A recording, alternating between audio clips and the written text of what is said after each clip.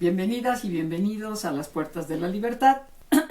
Soy Alicia Vázquez y esta pues sería como una especie de contradicción con respecto de lo que vimos el miércoles pasado en el YouTubinario, en el que hablamos de cómo el alcohol destruye la estructura emocional, no tan a la larga, algunas veces a la corta, y con ello pues todo el entorno, toda la circunstancialidad familiar, comunitaria de una persona.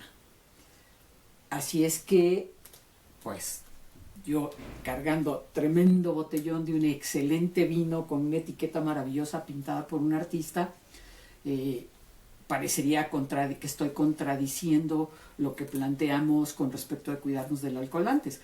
Pero no es así, porque el vino es como la otra cara de la moneda. El vino ha acompañado a la humanidad desde los orígenes más antiguos. Podemos nosotros ver que las civilizaciones fueron, cada una en su manera, fueron generando formas de producir vinos, desde los sumerios, los egipcios, los romanos, los griegos, incluso en América, los mayas, que al aguamiel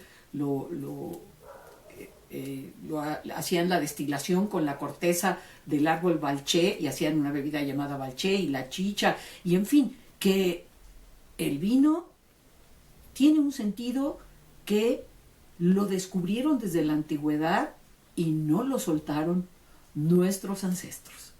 Cosa interesante de revisar.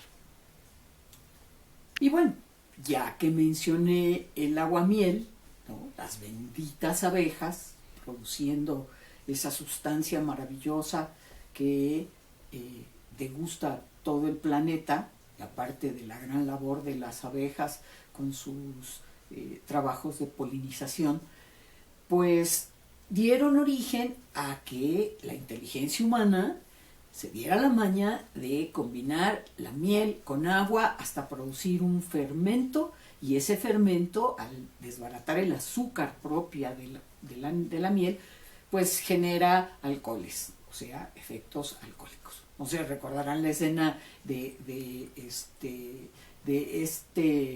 Robin Hood, ¿no? Y de el monje que hacía aguamiel y con el que ponía felices a todo el mundo. El aguamiel fue como la base en un principio que llevó a que las culturas, sobre todo las más antiguas, al percatarse de los efectos del alcohol en el cerebro y en la disposición anímica de las personas, fueran básicamente utilizados estos aguamieles de distintas revolturas y destilaciones, sirvieran para fines ritualísticos generalmente religiosos. Por ejemplo, Odín solo bebía aguamiel y pues las ceremonias Baco, el dios del vino, y las famosas bacanales, que eran danzas y fiestas y celebraciones en donde el vino corría como cascadas y todo el mundo era feliz y terminaba encantado, tumbado por allí. La grandeza del vino fue caminando, cómo fuimos dejando estas celebraciones, estas rituales, estas exaltaciones, porque el vino eso era lo que provocaba, una exaltación de la conciencia, una ampliación de la conciencia que venía acompañada con estados de gratificación, de alegría, de ligereza, de libertad. Y bueno, la pregunta que todo el mundo suele hacerse es ¿cómo pasa esto?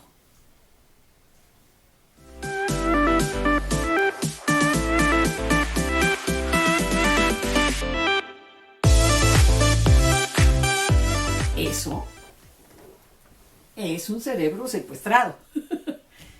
¿Cómo nos pasa esto? Es decir, ¿cuál es esa alquimia? ¿En qué parte se lleva a cabo esa alquimia extraordinaria del vino? Pues sí, en nuestro sistema nervioso, en nuestro cerebro. ¿A dónde llega? ¿Por qué digo que es un cerebro secuestrado? De una manera metafórica, porque el vino, aparte de los alcoholes que los tiene, no en grados como los destilados de el ron, el whisky, la ginebra, el vodka, etcétera, pero tiene su junto con la cerveza, tiene sus grados de alcohol y un poquito más que los de la cerveza.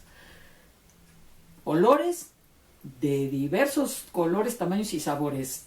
Estimulantes también. Hay una acción en la parte más límbica del cerebro, donde está la amígdala, que es la parte de las emociones. Entonces tenemos que el vino hace coincidir en un concierto de respuestas neurológicas la parte de las emociones, la parte de las sensaciones y obviamente la parte de la corteza, el hipocampo y nuestra corteza cerebral, la parte de las interacciones culturales, o sea, la parte a donde le damos sentido, valor y reconocemos la bondad de las cosas que con el vino suelen expandirse, suelen significarse de mayor manera. Así fue como pasamos de los rituales religiosos a las celebraciones sociales. Y una industria pujante vitivinícola que dio lugar no solamente a la fabricación de cada vez mejores vinos y diversidad de uvas, sino estudios interesantes sobre la interacción que hay entre las emociones y el vino. La pregunta sería, ¿qué fue primero? ¿El vino o las emociones? Qué buena pregunta. ¿Qué fue primero? ¿El vino o las emociones? Los estudios sobre los hábitos de los consumidores y sobre todo lo que prefieren los consumidores han llegado al punto de decir que las emociones afectan al comprador de vino. O sea, dependiendo cómo te sientas es lo que quieres comprar. Entonces, las emociones inciden en la elección de un consumidor de vino. Pero por el otro lado, cuando tú vas a una reunión y te ofrecen un vinito rosado o un merlot o un pinot noir, ya se notó que soy enófila, para enóloga me falta mucho. Cuando te ofrecen un buen vino y te la pasas súper en esa reunión, entonces el vino influye en tus memorias del evento. Por eso le ponemos vino a esos eventos que queremos guardar en la memoria. A esos eventos como la boda, el bautizo, el cumpleaños, la graduación, el trabajo nuevo, estrenar el coche. Y hay quien bebe vino porque el sol está lindo. Y eso le da un sentido al encuentro romántico, al encuentro profesional, al encuentro de negocios. Y entonces nosotros tendríamos que aportarle nuestro granito de arena a la comprensión de estos efectos. ¿Cómo está eso de que el análisis propioceptivo con su atención propioceptiva puede poner un granito de arena en esto? Bueno, si nos fijamos bien, ¿sí?, en esta idea de interacción entre emoción y disposición hacia el vino, tenemos una posibilidad de hablar de esperanza, que bien había hecho espacio en el video del alcoholismo y la destrucción de la identidad o de la estructura emocional.